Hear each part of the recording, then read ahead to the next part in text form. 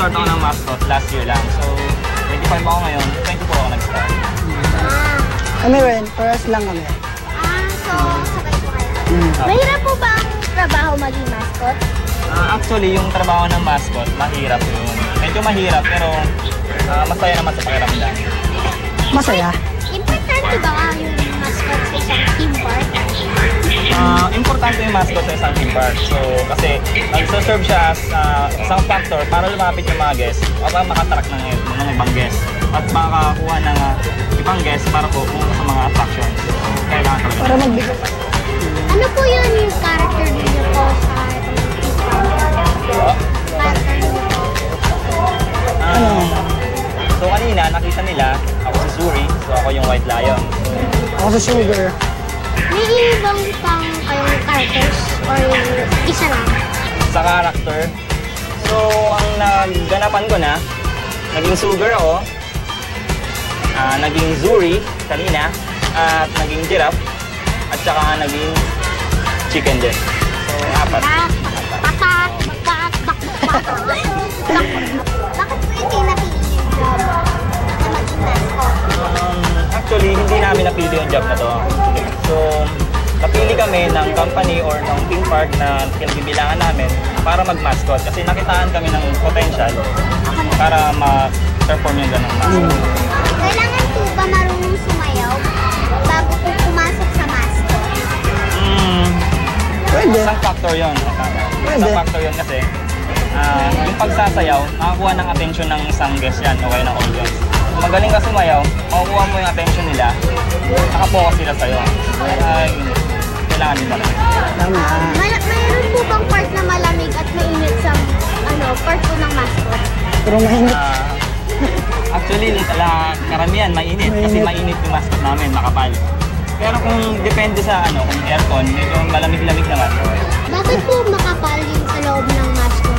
Para mamukha siya malaki, para mas makikita siya ng isang audience o ng guest, para makuha yung attention talaga. Kasi kung makikita mong payat yung mascot mo, tapos lousy ka pag gumalaw, hindi na maganda yung introduction sa... Parang skeleton. Parang lasing na. Kuya, mahirap ba mag-attract ng attention? Hindi naman, okay lang, masaya. Hindi naman masyadong mahirap. Ano po yung mga preparations niyo sa pagiging mascot? Kailangan muna sila muna ng no? Para pag suot mo, hindi masyadong mainit. Gano'n po tagal yung nasa loob ng mascot? Pinakamataas na 10 minutes to 15 minutes. Ganun po. Depende po yun. Depende sa init. Kapag indoors, halimbawa, may aircon sa site, tumatagal kami hanggang 10 minutes. Pero 10 to 15 minutes. Pag outdoor, katulad ng mga init, mga 5 to 15 minutes. Nasubukan niyo na po ba masaktan ng mga bata? Ay, hindi naman. Si Kuya Erwin, di ba? So ako na minsan, nasusubukan ko yun. May mga guests na yung sobrang excited sila, natutulak ka na, tapos minsan pinapalo-palo ka, sinusuntok-suntok, tinatapik yung ulo mo, medyo masakit din. Pero yung part ng nagiging mascot. Mabanggit niyo kanina yung challenges na pinagdadaanan yung as mascots dito sa Enchanted Kingdom. Ano naman yung fulfillment as mascots? So sa fulfillment, ang isang mascot o kasi isang presenter kasi, ang pinaka-fulfillment yan, makita mo yung taong nag-e-enjoy kahit na nahihirapan ka na. Makita mo lang, mapasaya mo sila, ma-attract mo sila, yun ang magandang fulfillment, no? Kahit na medyo nahihirapan ka, masaya sa pakiramdam. Masaya yung nakakita ka ng masaya. Masaya rin sila.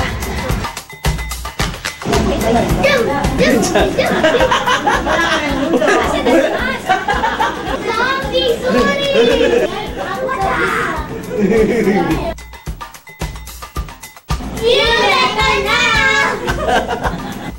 Ayan, nakilala natin ngayong umaga ang bidang totoo na nasa likod ng mascot na si Zuri. Nalaman din natin ang sikreto sa loob ng mascot. Mahirap pala, no? Huwag ka malungkot yan, masaya pa rin. Dahil, mga bidang totoo, makikilala nyo dito lang sa Idol. Idol!